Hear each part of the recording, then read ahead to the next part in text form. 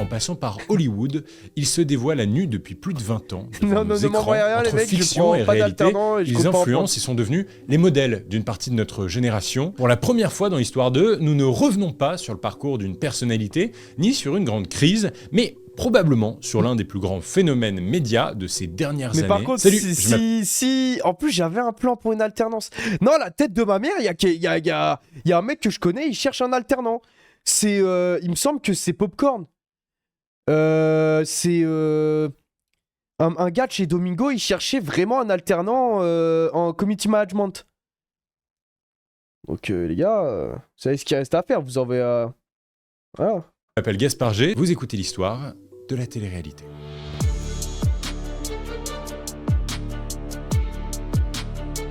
On peut faire la voix du rewind. Non, c'est vrai, c'est vrai. Gaspard G, je connais pas du tout, jamais vu. Les reality shows. L'histoire de la télé-réalité commence au début des années 70 aux États-Unis. À cette époque, la télévision, qui existe déjà depuis une quarantaine d'années, est le nouvel équipement essentiel des foyers occidentaux. Mais c'est dingue, la télé-réalité en vrai, mec, vous vous rendez pas compte. 95% des foyers américains. Depuis la Seconde Guerre mondiale, Secret Story à l'époque, moi je le dis, Secret Story, on n'a jamais fait mieux dans l'histoire de la télé. Pour moi. C'était dans les premières saisons de Secret Story, c'était de la folie furieuse. Ah la téloche. En vrai, dites-moi, qu'est-ce que la télé a proposé de mieux? Genre un programme de fou, genre. puissance culturelle. Ça pue juste la merde, mais t'es un fou. Top 3 télé-réalité de l'histoire. Il y a numéro 1 Secret Story, les premières saisons de 1 jusqu'à 5, je pense. Top 2 Koh-Lanta, si on considère que c'est une télé-réalité. Top 3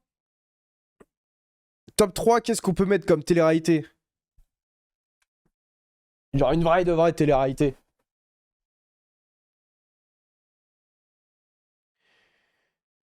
Non, il y a... Non, Fort Boyard, c'est pas une télé-réalité, ça. Fort Boyard, non, c'est pas une télé-réalité, les mecs, ça c'est... On peut pas considérer Fort Boyard comme de... Oh, la fer... Ouais, mais avant, je crois, il dormait là-bas, non? Moi, perso, les ch'tis, j'aimais bien. Voilà, je vous le dis, c'est mon petit côté salope. Mais les ch'tis et les Marseillais, genre à Mykonos au ski... J'avoue que j'ai eu ma petite période. De l'Ouest utilise donc cet appareil pour diffuser de Ouais, par contre, l'information. les années 70, c'est tout, j'en ai rien à foutre. genre. Américain candidate pour le rôle de... Ah, moi je veux, c'est qui l'histoire résiste récente. encore et vaciller l'accord. Puisqu'elle diffuse, en janvier 2001, une émission qui ressemble étrangement à Big Brother, qui s'appelle Aventure sur le net. Ouah, les jingles de taré. Oh, les jingles de taré. L'idée, 3 équipes sont enfermées dans 3 appartements vides avec seulement un ordinateur connecté à Internet. À noter que leur connexion est plus ou moins bonne en fonction de leur classement aux différentes épreuves. Bon, concept étrange, mais l'émission a son petit succès et le public français est sensible au spectacle de cette vie en communauté. Quoi qu'il en soit, la brèche est ouverte et Endemol s'y jette. Nous sommes au début du monde. Ça, les mecs, c'est à partir de là où le monde il a changé. Quand il y a eu le Love Story, le monde a changé, les mecs. Enfin, le monde français, en tout cas. Le cerveau des Français s'est ramolli, mais d'une puissance. Genre, vraiment, c'est inquiétant. Tous les écrans de télé, un œil bleu électrique sur un fond jaune or. Quelque chose va se passer. Et le 26 avril 2001... Ah, ça a trop changé à ce moment-là. C'était le game changer. Game changer ultime, c'est en 2001, The Love Story, non? Dans un loft de 225 mètres carrés. Genre, rendez-vous compte, on a vu des gens baiser en direct. Loana avec l'autre mec, là, l'autre mec minable. Comment il s'appelle, le type qui a la baisé dans la piscine, là? Je sais plus. 24 heures sur 24, par 26 caméras et 50 micros. Au bout de 70 jours, il n'en restera plus que 2. Qui sera le couple idéal? Genre... C'est vous qui décidez. Non, Stevie, mais Stevie, il est juste connu parce qu'il est... découvrent Loft Story, parce que c'est le parce remake qu'il est à la Thierry, genre. française de Big Brother. L'œil annonce la couleur, rien ne sera caché aux téléspectateurs Un palmarès qui de pourront Silly. tout voir. L'émission est produite par la société ASP Productions, dirigée par Stéphane Courby, un jeune producteur prometteur, et par l'animateur Arthur, qui sent bien les programmes qui plaisent aux... Arthur, les mecs. Ok, le premier qui me donne le vrai blast d'Arthur, je lui file un sub. Facile, c'est difficulté facile là quand même. Voilà, ce bon vieux. Sofiane, vas-y, viens là. Vas-y, Sofiane, prends ton sub. Ah merde!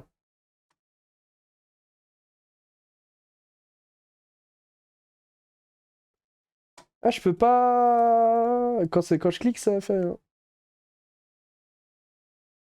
Ah, quand je clique, ça fait un, Sofiane. Merde, hein. Putain, c'est con, hein. Ah, c'est con, hein. Je suis bien désolé. Je crois qu'il a genre 500. Il a 500 millions d'euros de patrimoine, je crois. Alors, quelle chaîne a été assez folle pour rompre le pacte? Qui ose diffuser une telle émission, et ce malgré les avertissements? M6 et son slogan, la petite chaîne qui monte. M6, la petite chaîne qui monte, qui monte. Plusieurs facteurs peuvent expliquer ça. Déjà, M6 vient de recruter Benjamin Castaldi, qui a quitté TF1. C'est donc cette nouvelle star des animateurs qui présentera le Loft. Par ailleurs, TF1 vient d'annoncer au même moment un nouveau jeu, un jeu d'aventure, Koh-Lanta. Drôle de nom, Nicolas Taverneau, président de M6, trouve que ce programme ressemble étrangement à une émission de télé. Est-ce que vous saviez que Koh-Lanta n'a pas toujours été présenté par Denis Brognard? La toute première saison a été présentée par quelqu'un d'autre, j'ai oublié son blaze. Et après, c'était Denis Falzar. Réalité, et estime alors que TF1, de toute façon, a rompu le pacte. Alors, il décide de répliquer en se lançant, lui aussi, dans l'aventure de la télé-réalité. Hubert Auriol. Ouais, je crois que c'est lui. C'est la naissance du Loft. Patrick Lelay, président du groupe TF1, est loin d'être ravi et donne son avis dans Le Monde en évoquant Loft Story. Patrick Lelay, genre, il peut pas s'appeler...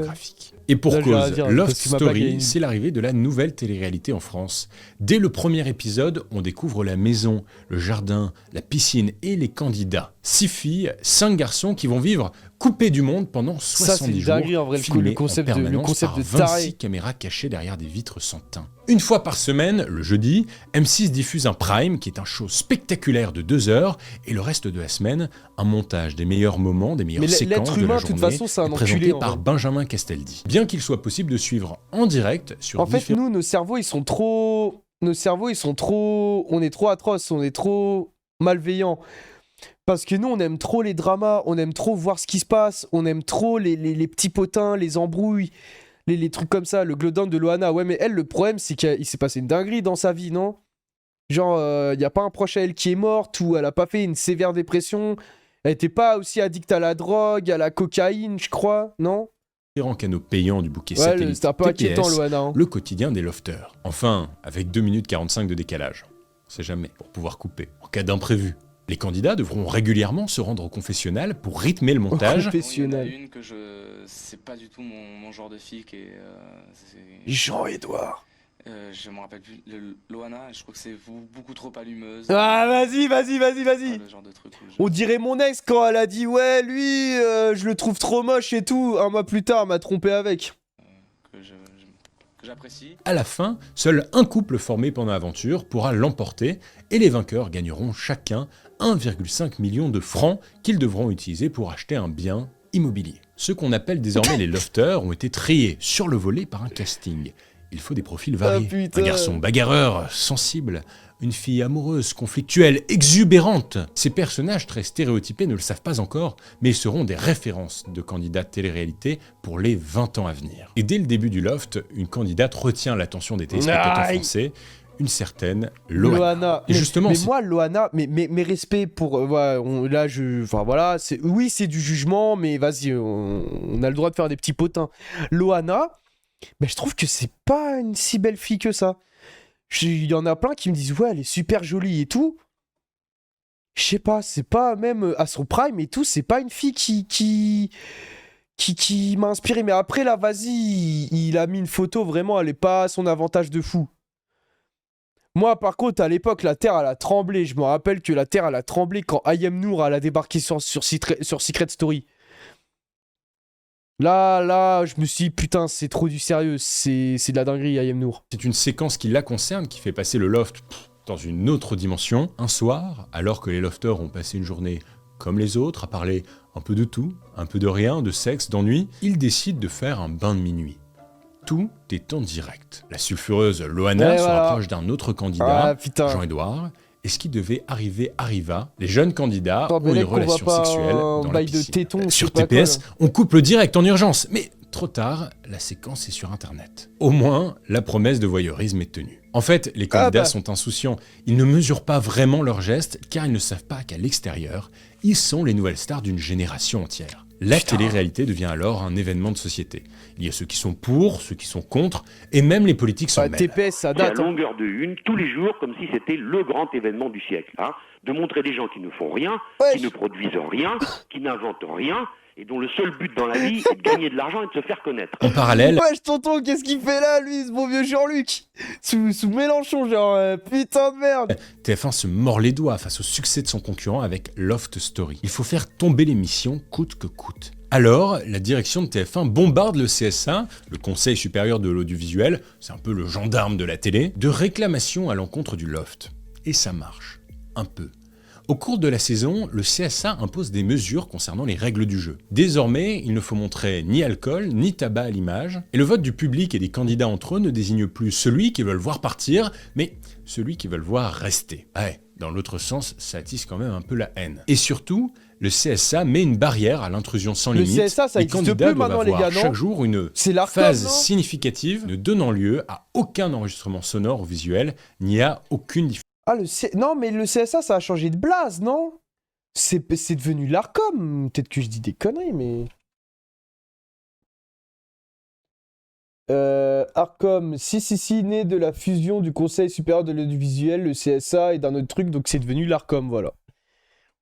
Fusion. Ainsi, tout le monde s'emballe jusqu'à la victoire en apothéose de Christophe et Loana devant 11 millions de téléspectateurs. Mais je sais pas, 11 millions de téléspectateurs, mais les gars, rendez-vous compte. Rendez-vous compte de ce que c'est 11 millions de téléspectateurs.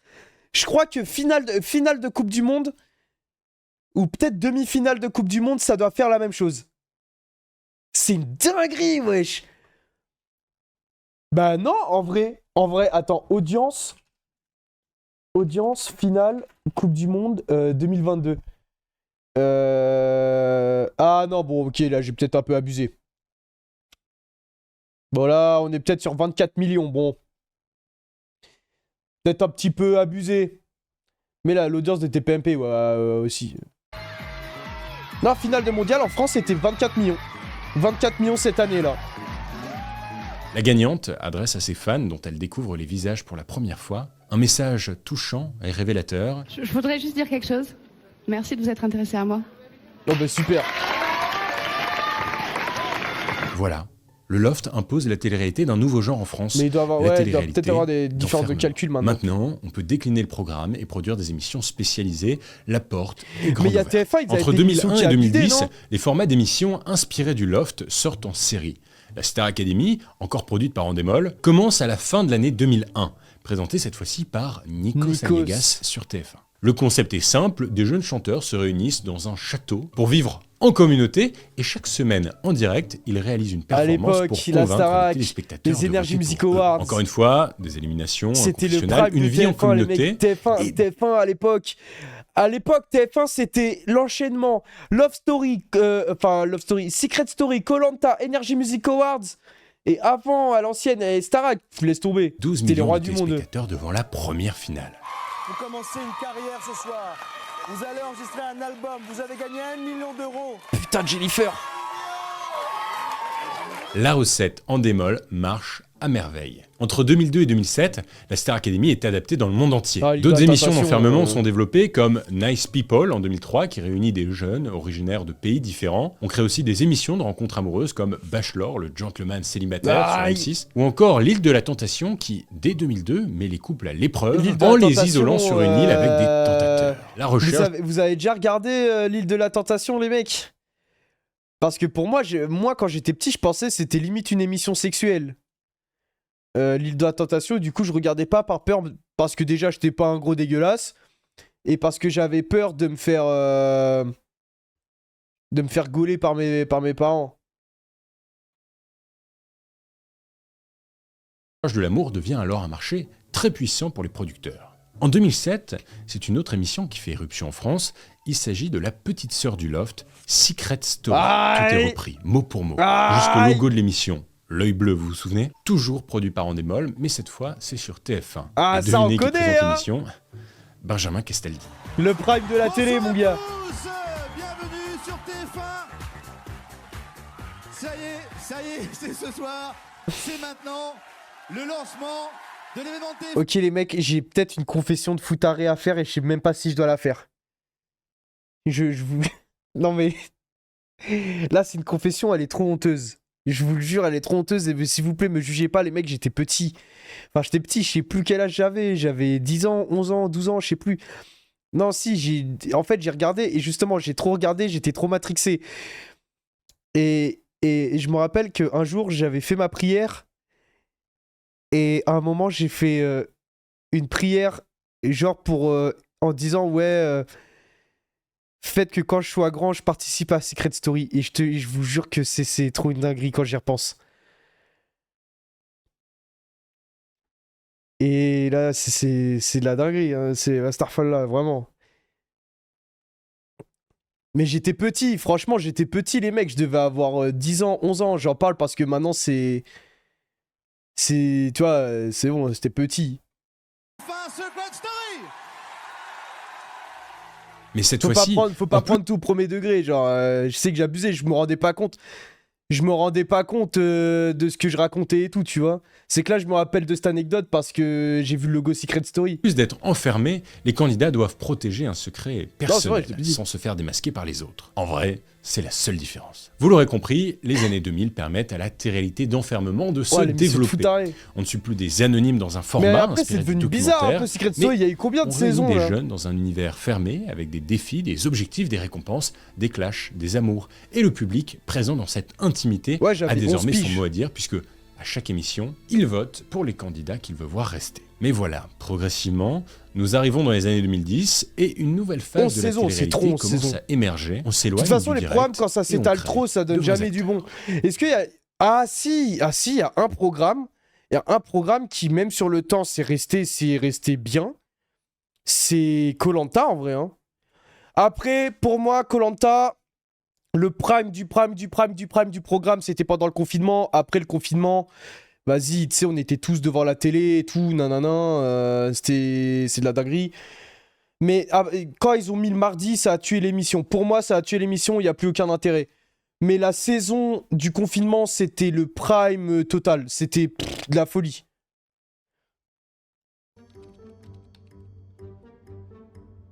Je me En rappelle. 2009, en France, c'était fou, la c'était Cour fou. de cassation rend une décision qui a pour conséquence de changer les comportements des producteurs et des diffuseurs de télé-réalité. Théora, En c'est fait, le mec le plus jusqu'à surcoté du maintenant, programme. Les candidats de télé-réalité avaient signé avec les producteurs des contrats de participation. Ils étaient payés par émission, puis on pouvait les rappeler pour participer à un nouveau programme. Mais des candidats de l'île de la Tentation sont allés devant le tribunal Mais en l'île de la estimant Tentation, qu'ils étaient c'est pas le salariés truc, et qu'on devait de facto reconnaître qu'ils avaient un contrat de Je sais travail pas, non. avec la société de production. Et la Cour de cassation leur donne raison. Soudain, dans les coulisses, tout change. Si les candidats sont des salariés de la T'as vécu qu'à travers Twitter, c'était en 2006 le prime de Koh-Lanta. Mais frère, tu me parles de 2006, tu devais avoir 7 ans. Tu me parles de prime de Koh-Lanta 2006, tu devais avoir 7 ans, frère. Qu'est-ce que tu me parles? production, ils ont donc un CDI. Il faut Ça les trouve, faire travailler t'avais même tout le pas, temps. Les conséquences sont directes sur les programmes. Merci. On va créer des candidats récurrents, des acteurs en quelque sorte. Avec ces nouvelles règles, candidat de télé-réalité Mais après- devient donc un vrai métier et les perspectives de carrière évoluent. Maintenant, les candidats ne font plus qu'une seule émission en direct pour devenir célèbres, ils font plusieurs saisons et passent d'une émission à une autre. On les réunit, on crée Ouais. des visages connus, ils sont compatibles avec tous les concepts. La logique change, on ne fait plus les candidats pour les formats, mais les formats pour les Non, candidats. mais, En 2011, Non mais Rockman, je suis d'accord, mais quand je parle de prime, c'est en mode... À partir de ce moment-là, genre l'émission elle a décoté, et tu peux pas dire le contraire, l'émission elle a décoté à ce moment-là. Mais après oui, les saisons avec clos... Attends, il y avait qui comme mec trop chaud? Il y avait... Merde, la saison où il y avait Jade là. La saison où il y avait Jade, et je crois que c'était Jade qui avait gagné, c'est laquelle? Où il y avait... C'était laquelle? Je sais plus si elle avait gagné ou pas Jade, je sais plus du tout. Je sais plus. Grégoire, incroyable, trop fort. Grégoire, mon gars, il est trop fort.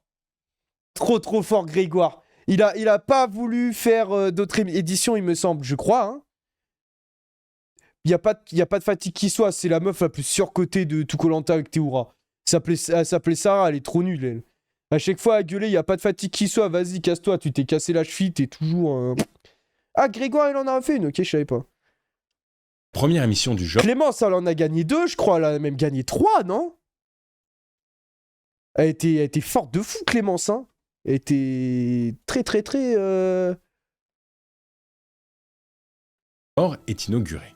Les Ch'tis à Ibiza. L'émission diffusée sur W9 est produite par celle qui jouait la directrice du château de la Starac, Alexia Laroche-Joubert, en collaboration avec le groupe Banijé, appartenant à Stéphane Courby, le producteur du Loft. Les candidats sont sélectionnés sur casting, ils viennent tous du Nord-Pas-de-Calais, et une fois encore, il y a un confessionnal, ils doivent réaliser des missions et vivent dans une villa. Les caméras les observent. Même s'il y a de nouveaux candidats en fonction des saisons, on retrouve souvent les mêmes visages à Ibiza, au ski, à Mykonos, à Las Vegas, à Hollywood ou dans la Jet Set. En 2012, la production lance le même programme, mais pour le Sud. Et cette fois, c'est les Marseillais, sur W9 encore. Putain. Un jour... Même concept, et on retrouve... Aussi, un jour, anecdote, j'étais à La Rochelle, j'ai vu Charles Deshti se faire goumer à La Rochelle, voilà. Il était en costume, on ne sait pas pourquoi, et je l'ai vu se faire goumer à La Rochelle. Vraiment, c'est ça l'anecdote. À peu près la même petite troupe de Marseillais, à Miami, à Cancun, à Rio, au Mexique, à Dubaï. La même année, une autre société de production appelée La Grosse Équipe propose une émission qui révèle bien l'époque. Les anges de la télé-réalité. Mais il s'est fait goumer en tout cas. Le but de l'émission est de réunir des stars des autres émissions de télé-réalité et de les suivre dans leur conquête de l'Amérique, à Los Angeles, à Miami ou à New York. Dans la première saison, on retrouve d'anciens candidats de l'île de la Tentation, de Secret Story ou du Loft, désormais tous sous contrat avec La Grosse Équipe. Et c'est dans la saison 5 des Anges qu'une certaine Nabila, venue du programme... Et Nabila, mais je la trouve... En fait, Nabila, elle a ouvert la porte... En fait, cette meuf, elle a ouvert la porte. C'est un peu comme Cristiano Ronaldo qui est parti en Arabie Saoudite. Elle a ouvert la porte à toutes les escortes dans le monde de la télé et maintenant, elles sont devenues connues. L'amour est aveugle crée un buzz historique qui lui offre une célébrité instantanée et qui va faire d'elle, sans aucun doute, la candidate la plus connue depuis Loana. Allô? Non mais allô quoi. T'es une fille, t'as pas de shampoing. Allô? Mais j'ai jamais compris cet extrait. En vrai de vrai, j'ai jamais compris. Là, vous me recevez? Genre, je trouve pas ça... T'es une fille, t'as pas de shampoing. C'est comme si je te dis, t'es une fille, t'as pas de cheveux. Quand on revoit la séquence aujourd'hui, on a quand même du mal à comprendre les raisons d'un tel buzz. En tout cas, une chose est sûre, c'est que ces programmes sont idéaux pour les producteurs. Ils recrutent des candidats connus, plus besoin de casting, ils peuvent décliner les concepts autant qu'ils le veulent, c'est pas cher et ça marche. On se retrouve ainsi avec des programmes comme les Ch'tis versus les Marseillais ou les Marseillais versus le reste du monde. Bref, vous comprenez ce nouveau système, on ne met plus en scène des anonymes, mais des anciens anonymes devenus des stars de télé-réalité à travers un réseau de programmes dans lequel les candidats naviguent d'émission en émission. Ah, la pub, alors attends, je vais attendre. Ça va pas durer très longtemps, je pense, celle-là. Après, je fais genre en mode, c'est pas moi qui l'ai mise. Vraiment, le mec... Attends. Mais Nabila, en plus, elle avait fait une coupe de malade. Attends, Nabila, elle avait fait une coupe de cheveux de taré. Mais Ayem Nour et Nabila, il n'y avait pas un délire en vrai où c'était vraiment des escortes, non? Putain, la coupe de cheveux d'enculé, mais la France, ça c'est... Oh là là là là, mais quel enfer en vrai. Mais quel enfer, putain. Ça, c'était un délire, les coupes de cheveux comme ça, frère. Putain, incroyable comme coupe. Tu veux qu'on t'insulte, toi? Et ça, c'était la mode. Ça, en fait, ça, c'était une période où, genre, le mot swag, je sais pas, porter du Baby Milo et tout, je sais pas, c'était à la mode de fou. C'était une dinguerie. Et je crois que, ouais, elles ont copié de base sur Rihanna. Bah ouais, bah tiens, bah voilà. Ah bah copie la coupe de Rihanna, putain.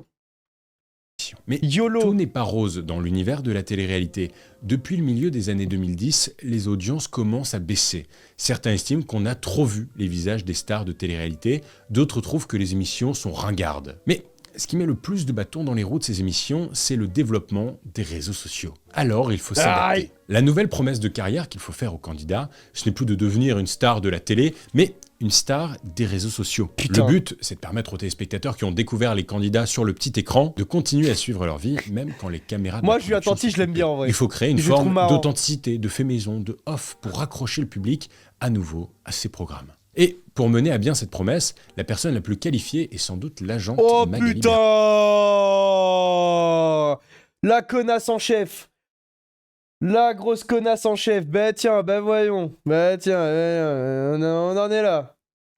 Les débuts des... Ouais, manquait plus que celle-là. Berda et son agence Shona Evans, Mais qui elle a accompagné coulé, beaucoup elle. de candidats de télé-réalité dans leur reconversion en influenceurs.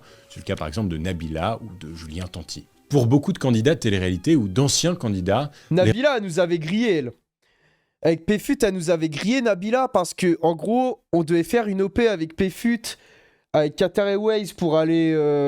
C'était à l'époque du mondial, pour aller voir la finale du mondial. Et on avait l'avion gratuit. Et nous, en vrai, ça nous dépannait de ouf parce qu'on avait déjà dépensé comme des tarés. Donc on dit, ouais, on est chaud et tout, nanana. Et au final, Qatar Airways, ils nous ont appelés, ils ont dit, ouais, bah, en fait, c'est Nabila. Nabila, elle a pris vos places, elle a plus de followers et tout, donc restez en chien, les mecs. Et en plus, au final, elle y est même pas allée, je crois. les réseaux sociaux deviennent un moyen de devenir plus indépendants des émissions, en réalisant des placements de produits ou en développant leur propre business par exemple. Je pense notamment à Caroline Receveur, ancienne star de Secret Story, qui a créé sa propre marque de bien-être, ou à Nabila qui a lancé sa marque de cosmétiques, Nabila Beauty. En tout cas, avec cette méthode de fabrication de stars, les émissions de télé-réalité ont inversé la tendance. Le public ne veut plus simplement suivre le quotidien d'inconnus, mais plutôt celui de célébrités qu'il a appris à connaître derrière son écran. On crée alors de nouvelles émissions comme Allo Nabila en 2013, qui est centrée autour du couple de Nabila et Thomas Vergara, qui se sont rencontrés dans Les Anges par ailleurs, et qui est une adaptation du programme américain L'incroyable famille Kardashian, dans lequel on peut suivre le quotidien de Kim Kardashian et de sa famille. En 2019, c'est au tour de la JLC Family de lancer son émission en France. Pas, ça, je les téléspectateurs suivent alors sur TFX. Oh, putain, j'avais retrouvé une photo de Jazz. Attendez les mecs. Faut que je vous la... Non, celle-là, je dois vous la montrer. Celle-là, je dois vous la montrer parce que c'est trop drôle. Attends, non, celle-là, faut absolument que je vous la trouve. Attends. Je sais pas si... Allez, big up la Somalie. Oh putain, ça c'est trop marrant. Ah, ça c'était trop marrant quand elle a fait ça. Quand elle a fait son challenge minable là. Elle a fait un challenge en mode ouais, contre le racisme, tu fais une blackface. Ah putain. Hello les guys, je lance aujourd'hui un challenge qui consiste à se peindre le visage dans la couleur opposée à la nôtre afin de montrer au monde entier que peu importe notre couleur de peau, nous sommes beaux, nous restons identiques. Ah putain de merde. Ah, surtout elle écrit comme une légende, hein, vraiment. Ouais. La vie de Jazz et Laurent, couple d'anciens candidats de télé-réalité, devenus influenceurs. Ils assistent à leur virée shopping, à leur voyage et même à l'éducation de leurs enfants. On va casser un œuf. Better maybe mamigo. Mais en vrai, je comprends pas. My God, I catch the egg. Mais vous, la télé-réalité devient donc... No fake, je comprends pas. Je vous jure que je comprends pas. T'allumes Snapchat, tu regardes des stories de Jazz, je te jure que je comprends pas. Enfin après, tout le respect. Mais... bien une affaire de famille. Et même les enfants deviennent des influenceurs. Son mec, c'est pas un arnaqueur. Jusqu'à créer des comptes sur les réseaux sociaux à leur bébé dès la naissance. C'est le cas de Kaiden et Chelsea Correa, les enfants de Jazz et Laurent, qui, du haut de leurs 3 et 4 ans, réunissent 700 000 et 1,1 million. Quoi? On va me dire que elle a plus de buzz que moi? Ah. Et je vais rien dire, c'est une enfant.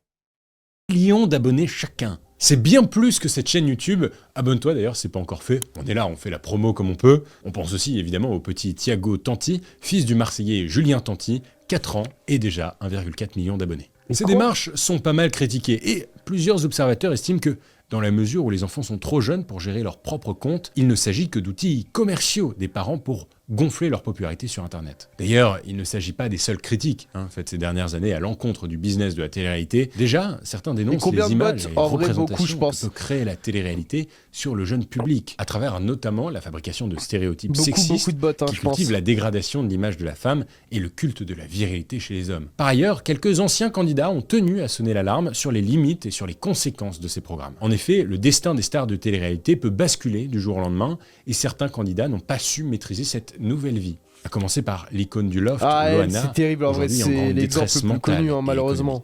D'autres ont dénoncé ce qui n'est pas toujours montré à l'image. Je pense ici à Morgane Anselme, ancienne candidate de Secret Story, qui a révélé sur YouTube les coulisses de son passage dans l'émission en 2011. Elle a dit qu'elle se faisait harceler, les conditions du jeu étaient insupportables. Les candidats vivaient dans la saleté, sans aucune intimité, et étaient parfois fouillés par la production, qui n'hésitait pas à les pousser à bout pour obtenir les meilleures séquences. Dans ce qui m'a traumatisée, j'ai appris des leçons importantes. J'ai appris qu'il y avait des gens dont c'était le métier de gagner ta confiance pour te manipuler, te trahir et te pousser à bout. J'ai appris la douleur que c'est de savoir comment quelque chose s'est vraiment passé et de pas pouvoir rétablir la vérité. Oui, je me rappelle de ça, je crois qu'on l'avait regardé ici. Avec les mensonges qui ont été racontés sur nous et le jugement que les gens ont de nous basé sur ces mensonges, on n'en meurt pas, heureusement. Cindy, qui était en couple avec Alibi Montana. C'est qui Alibi Montana?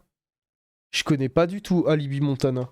Enfin, la plupart n'en meurent pas, mais il y a des candidats qui s'en remettent jamais complètement. Aujourd'hui, les sociétés de production qui font passer des castings ont l'obligation d'envoyer les candidats devant des psychologues. Mais elle a pas fait du no-port, elle, Cindy, pour résister aux conséquences des émissions. Elle était un peu curieuse, elle, non? Argent, critiques sur les réseaux, rumeurs, la télé-réalité, nouveau genre télévisuel né à cheval entre documentaire, fiction et reportage, est progressivement devenu un laboratoire d'observation des comportements. Mais maintenant, les télé-réalités, ça floppe, non? Une usine à stars. Ça existe les plus sociétés trop, de production sont parvenues à développer des recettes secrètes pour embarquer le public dans une réalité artificielle, grande source de rêves et d'espoir. La télé-réalité, c'est le symbole d'une époque de transition entre la fiction du cinéma et la réalité relative des réseaux sociaux. La télé-réalité, c'est le quotidien, l'habituel, le normal, pris dans le piège des paillettes et des tapis Après, la rouges. télé, c'est la pas... La télé-réalité, c'est le monde que l'on regarde comme dans un microscope. Maintenant, en vrai de vrai, de toute façon, la télé, il y a quoi à regarder sur la télé, en vrai, maintenant? Par contre, t'avais pas mal la chaîne du mec, là.